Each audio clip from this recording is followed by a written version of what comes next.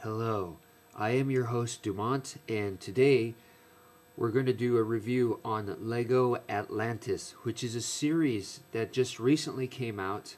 The sets that I'm going to do a review of is 8057 and 8073. 8073 was a very small, tiny set which just included this guy right here, which is the blue stingray guy. The set, I don't have the box, but if you can see, this is what it looked like. So it was pretty much just the guy, and it came with like a little, what is that, like a little rock with some seaweed coming out of it. The one with the shark was 8057, and once again, I do not have the box, but this is the set right here. As you can see, it came with the shark guy, a submariner, and this what do you call it, some kind of sea vehicle right there. So that's what that came with. This really honestly is a joke, the vehicle, so not even gonna go into it. The dude is right here. He's the scuba diver guy. It's kind of interesting that his backpack combined with a helmet has some features that perhaps some of the older backpacks did not have. Like, you can see that it can have an attachment there, and also on the bottom right there. The mask portion, I don't like it. It's kind of like a new piece that only is compatible with this mask, so that's a negative. And the rest is pretty much, he's just a submariner, a regular diver guy, so it's kind of blah, in my opinion. These are the guys that shine.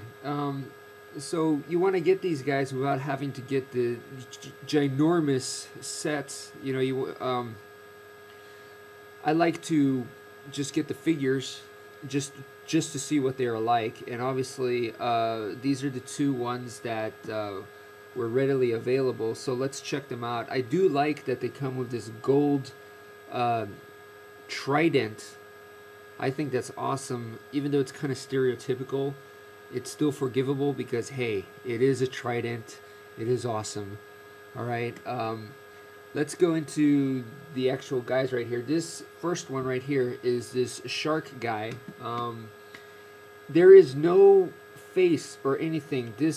It's pretty much attaches onto the figure like a helmet, and that pretty much is right there. That's the actual face right there. So when you take it off, there is nothing underneath there. So let me do that for you guys real quick. Let's see, it comes off.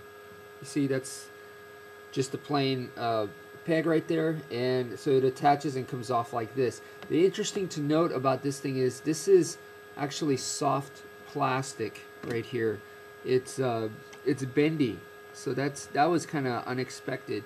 As you can see, there is some markings on the top. He does have the dorsal fin, which is, you know, the trademark for a shark, and he does have the gill slits, even though there's only 3. And he does have scary looking teeth, and you can see there's a eye detail, and the hole in the mouth is actually compatible to, you know, your regular Lego accessories. For example, let me show you guys. There you go. You see, so he can do that, no problem. There's a hole that fits right in with the mouth design right there. The problem with these gold tridents is these are also flexible material. You see, if you can see that, it's very flexible. So it was actually difficult for them to hold, I find. So I wasn't too crazy about that. What's interesting about this shark helmet head thing is that if you make something like this, all right, which I did just for the fun of it, you can connect it like so, and you see, you can make your own little shark like that. The Lego sharks that I've seen, the ones that are like almost like figures, where it's just like animals, just solid, the ones that you don't make, those look pretty sad in my opinion. They have released them before, and I never really liked the way they looked. So you know, here's a nice alternative right here. So you can just attach this thing on there and make your own Lego shark. Alright, so moving on, let's go to the Manta dude. In my opinion, this guy, he looks very, very cool. Actually, cooler of the two. Let me remove his spear so you can see his trident spear, so you can see more detail on the guy right here. Once again, this helmet thingy is soft plastic. It actually has like this tail portion on the back, which I find very, very cool. To me, he looks like a superhero. Okay, so let's remove this, and here, let's see if I could show you guys right here. See, it's soft plastic. As you can see, it's very bendable.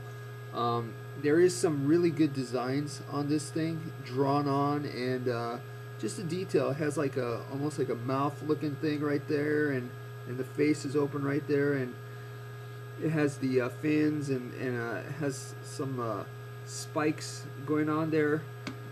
So this is very nice design. One more thing that I want to mention about the shark guy is that, if you guys remember, I think it was, what was it, in the late 90s? I'm not even sure. There was a cartoon called Street Sharks, and I thought those guys looked pretty cool, actually. I did not like the story. I later got on YouTube and watched some of the episodes that they had on there, and do not like the story. I did like the toys. I thought they looked very interesting.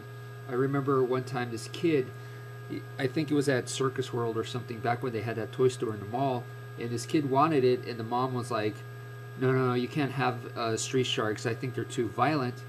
Which, in my eyes, I took notes. Basically, mom thinks street sharks is too violent. That is cool, you know. So it just went up in stock in my book. But so it reminds me of a street shark, and like I said, this manta ray dude reminds me of a superhero. Like, they could just start a whole comic book about this guy.